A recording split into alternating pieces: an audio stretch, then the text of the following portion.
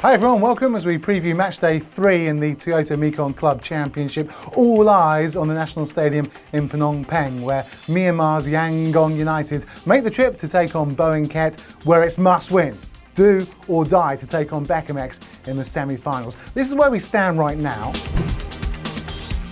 Boeung Ket opening the 2015 Toyota Mekong Club Championship, a 2-0 win away to Lao Toyota in Vientiane. The latest game saw Yangon also dispatch Lao Toyota with a slightly more emphatic 5-2 victory. So whoever wins the final game in the round-robin event will go through and face Becamex of Vietnam in the semi-finals. The winners of that take on Buriram at the Thunder Castle after they beat Sisakat 1-0 in the Thai League Cup. So Yangon United FC stating their intent with a crushing 5-2 defeat of Laos Premier League champions Lao Toyota FC. Adilson dos Santos Souza made his bow for the 2015 Myanmar National League winners, and he made an instant impact, netting the game's first 2 goals before David Hitan, Kyo Koko and Yang Ung Kyo rounded off the impressive victory at Yangon's Tuwana Youth Training Centre Stadium.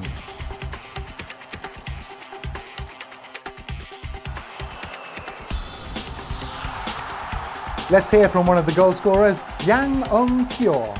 The Brazil player LDC is one of the professional players. He is very happy for he scored the 2 goals for today's match. Some of the players are the left from the team, but we try the best for the today's match. Former Singapore international John Wilkinson joins me. Hi John. Hello Andrew. Good to see you. Looking forward to this game at the National Stadium in Phnom Penh. Boeung Ket up against Yangon United. Yangon United doing so well in that final match, in that previous match.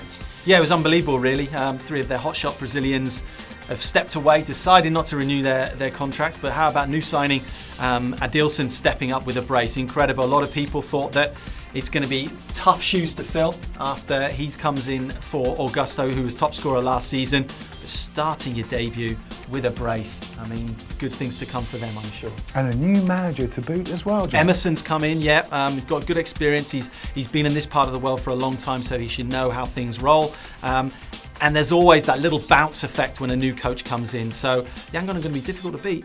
Let's hear from the new man, Emerson Alcantara. It's my first game in Yangon United, and so I am very happy because all players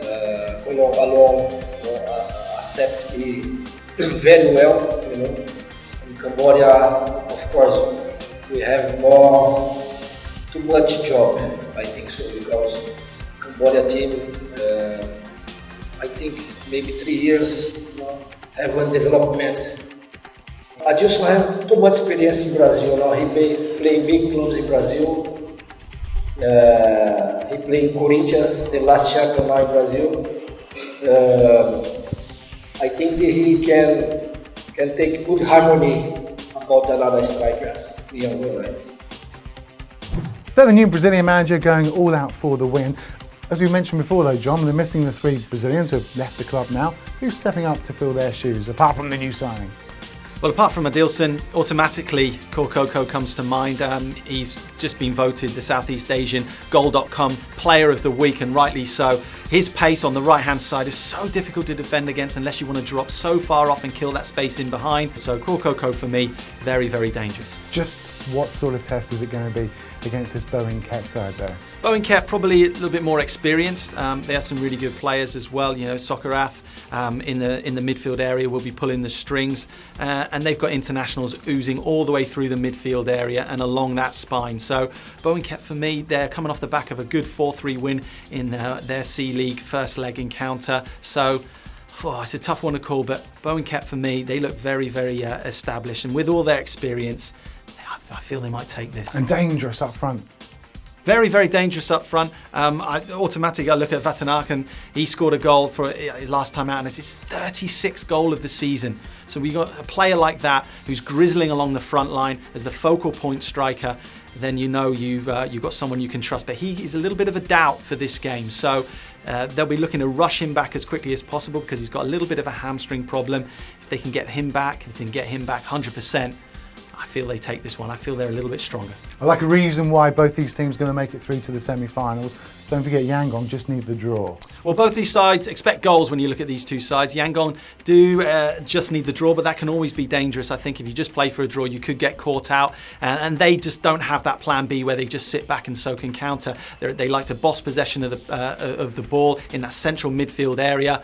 Boeung Ket, for me, I think they take this with that 4-3-3 formation, devastating on the counter, but just as adept at keeping possession. Boeung Ket, I think, are the better team. And then in the semi-finals, they take on Becamex, and then in the finals, they take on Buriram. Yeah. Thanks for your company, John. Pleasure. We'll see you again very soon. Look forward to that semi-final. Who's going to be taking on Becamex?